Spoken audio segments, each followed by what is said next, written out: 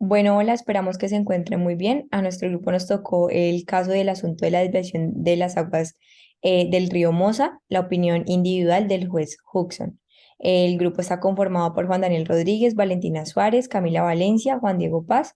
Juan Felipe Ruales y mi persona, Valentina Rodríguez. Bueno, yo les voy a dar un poco de información y contexto histórico del río Mosa. El río Mosa nace en los Altos de Francia y fluye a través de Bélgica y los Países Bajos antes de desembocar en el Mar del Norte. Durante su curso, pues atraviesa ciudades importantes como lo son Lieja, Namur, Verdún, Rotterdam, Maastricht, entre otras. El Mosa tiene una longitud de 950 kilómetros y su cuenca está habitada por aproximadamente 9 millones de personas. Este río tiene una relevancia histórica importante desde la época romana, ya que fue y sirvió como transporte para el comercio en Europa Occidental. Este fue la frontera del Sacro Imperio Romano Germánico desde su creación hasta que fue anexado por Francia tras el Tratado de Paz de Westfalia en 1648. También tuvo una relevancia importante en la Primera Guerra Mundial, ya que aquí se llevó a cabo pues una de las batallas más largas, que fue la batalla de Verdún, entre los aliados y pues las fuerzas alemanas. Durante la Segunda Guerra Mundial también pasa a tener una relevancia importante, ya que en 1944 las fuerzas alemanas intentaron cruzar el río en la batalla de las Ardenas, pero fueron detenidas por las fuerzas aliadas. Este río en la actualidad sigue siendo pues de vital importancia para toda Europa y su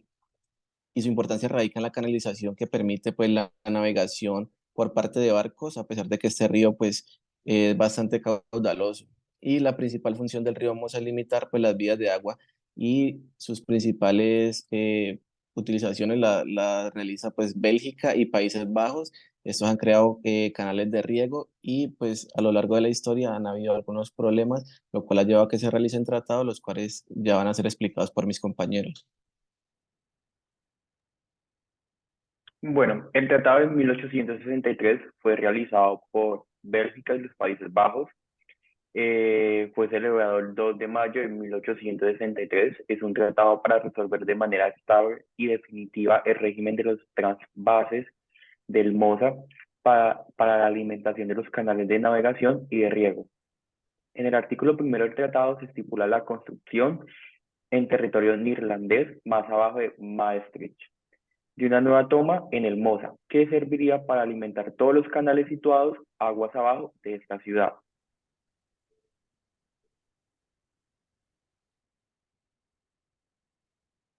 Listo.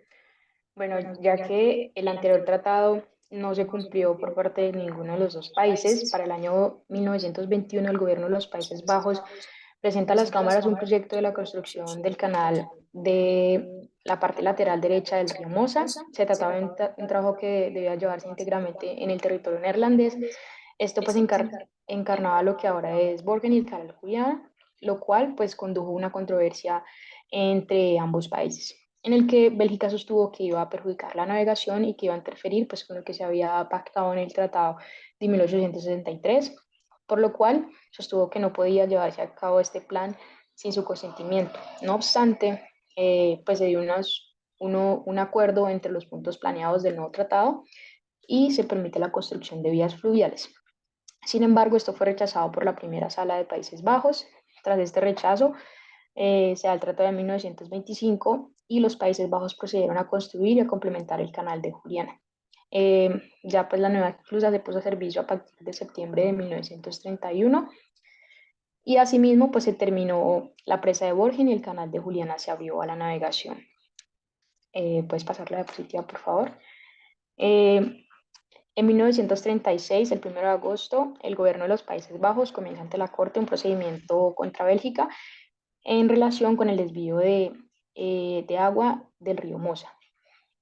Según la demanda, objeto de controversia es debido a la ejecución de diversas obras por parte de Bélgica,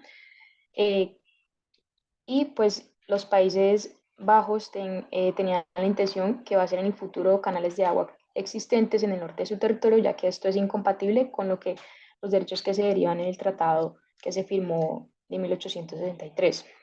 Así que los Países Bajos solicitan al tribunal, en lo principal, que se declarara que las obras realizadas por Bélgica eran contrarias al tratado y en consecuencia que se le dijo a Bélgica que interrumpiera todas las obras y que restaurara la segunda condición compatible de dicho tratado. Los Países Bajos sostienen que el artículo primero del tratado establece un alimentador único situado en el territorio neerlandés que les ha otorgado el derecho a observar y vigilar todas las entradas situadas no solo en su territorio, sino también en el territorio belga. Esta afirmación implica que necesariamente el Tratado de 1863 pretendía colocar a las partes en situación de desigualdad jurídica al conferir a los Países Bajos un derecho de control sobre Bélgica que no podía controlar, lo cual pues era decidido ante el tribunal. De esta manera, pues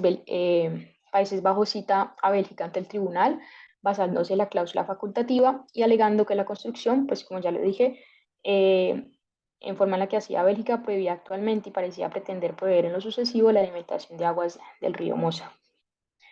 Bélgica ante esto responde contra una demanda de reconvención, lo que rogaba al tribunal que sirviese especialmente manifestar que la construcción del canal Juliana por los Países Bajos constituía una infracción al mismo tratado.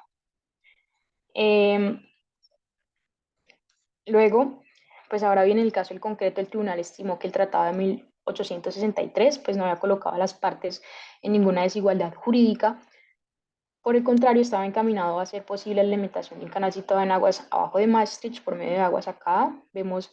en un punto que no fuera el propio Maastricht, no era contrario al tratado. Tampoco eran contrarios al tratado la alimentación de agua del río Mosa tomadas de lugares distintos a Maastricht, de ciertos canales antiguos, con la alimentación proyectada por Bélgica del nuevo canal Alberto. El tribunal de igual forma rechazó las pretensiones a la demanda de reconvención interpuestas por Bélgica, según el cual el canal Juliana, situado en los Países Bajos a la orilla derecha del río Mosa, constituiría un canal de aguas de Maastricht en sentido a lo dispuesto del Tratado de 1863 y pues sometió tanto en la segmentación a las mismas prescripciones que los canales a la orilla izquierda del río Mosa, aguas abajo de Maastricht. De esta manera, pues vemos como el juez se funda en el principio de equidad y de distribución equitativa al segmentar y al conceder a ambos países su parte.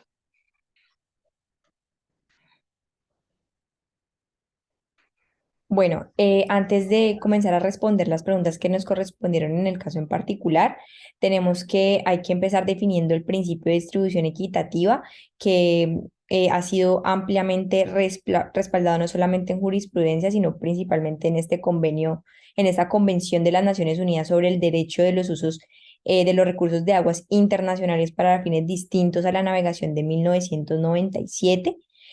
donde se dice específicamente, principalmente en su artículo 5 en el parágrafo 2, que los estados deben participar en el uso y en el aprovechamiento de los recursos de las aguas internacionales de manera equitativa y razonable. Esto también en vía con los artículos 6 y 7, donde se dice que es necesario, digamos, en esta clase de conflictos, como es en el caso particular, llegar a una solución equitativa y razonable respecto a los usos que tienen estos estados de las aguas. Y digamos que esto lo vamos a tratar más adelante respondiendo las preguntas, pero digamos que no excluye la posibilidad de, digamos, la Corte de tomar una decisión alejándose un poco de los tratados, pero también haciendo uso de los tratados, siempre y cuando, digamos, sea la opción más beneficiosa para el aprovechamiento de estos recursos y también digamos, las acciones o los usos que hagan los países en particular. Puedes pasar.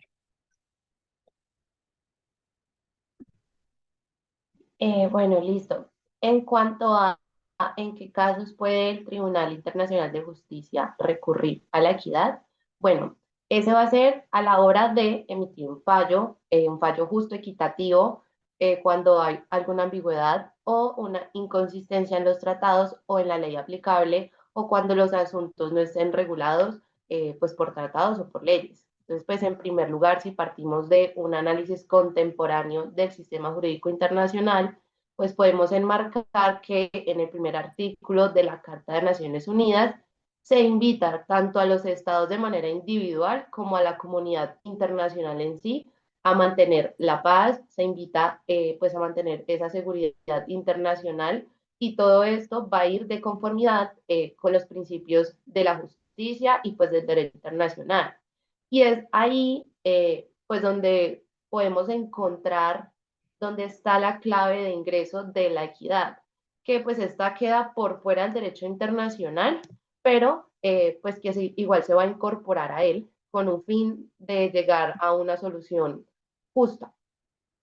Pues también tenemos que tener en cuenta que el Estatuto de la Corte Internacional de Justicia hace una mención expresa a la equidad en el artículo 38 al establecer que la Corte tiene la facultad de fallar ex aequo et bono, pues solo si las partes así lo establecen. ¿Qué significa el fallo ex aequo et bono? Bueno, este hace referencia a cuando las partes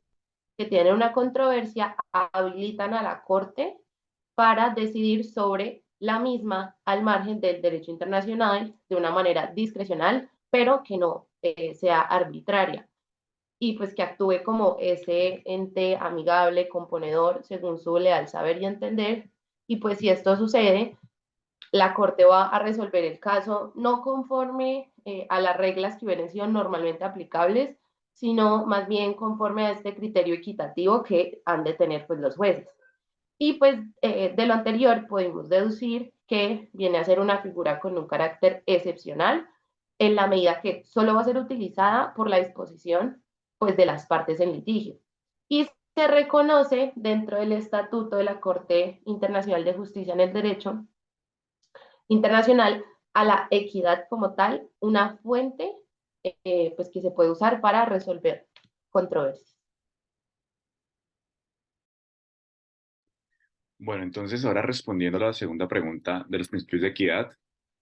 el juez Hodgson hace referencia a sus principios de equidad de acuerdo con los cuales el tribunal debe dictar una sentencia basándose en los principios fundamentales de justicia, equidad y equilibrio. Bueno, en primer lugar, este principio de utilización equitativa y razonable del que hablaba anteriormente Valentina es el que designa que cuando un grupo de países o dos países comparten un recurso hídrico, estos deben utilizarlo de una manera que resulte equitativa y razonable. Y esta forma tener en cuenta factores como la cantidad de agua disponible y las necesidades como los habitantes de cada país y también los impactos ambientales que causan el uso de esta agua en cada país.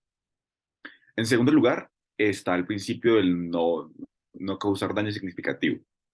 Este principio lo que quiere decir es que los países deben evitar causar un daño significativo a otros países que comparten el mismo recurso hídrico. En el caso del río Mosa, el juez determinó que la desviación de las aguas por parte de Bélgica había causado un daño significativo a los Países Bajos.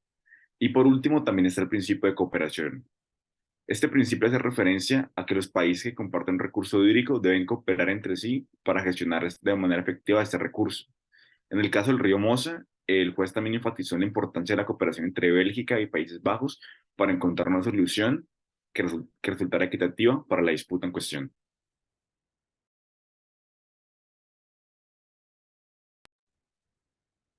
Respondiendo a la pregunta en qué concepto se admite su existencia en el ordenamiento jurídico internacional, podemos decir que los principios de equidad se utilizan en el ordenamiento jurídico internacional cuando no existe una norma clara y precisa que se pueda aplicar para resolver esta controversia. Pues en estos casos los principios de equidad pueden ser utilizados como una fuente auxiliar del derecho internacional para guiar la toma de decisiones por parte de los tribunales de arbitraje internacional. Por ejemplo, para este caso en cuestión, como lo puede ser un río, donde dos o más países comparten pues, este recurso, los tribunales de arbitraje pues, pueden recurrir al principio de equidad para determinar una solución justa y equitativa para ambas partes.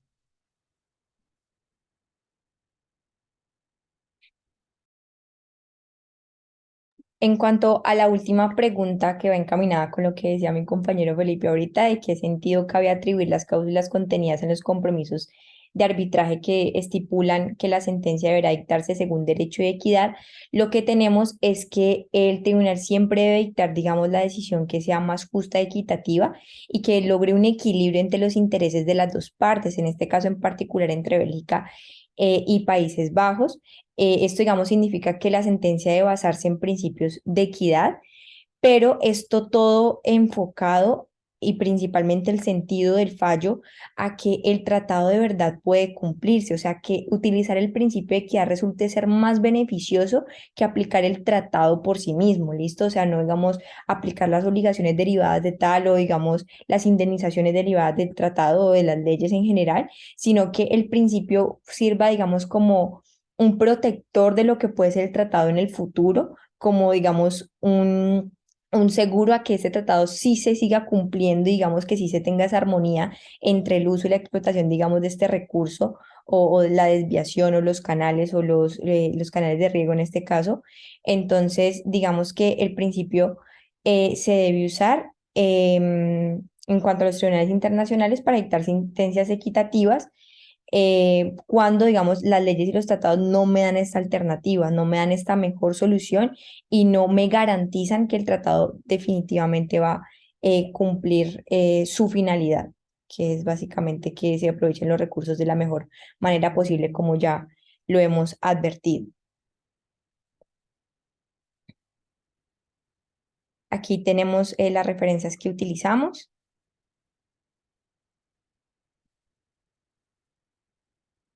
Y muchas gracias por su atención.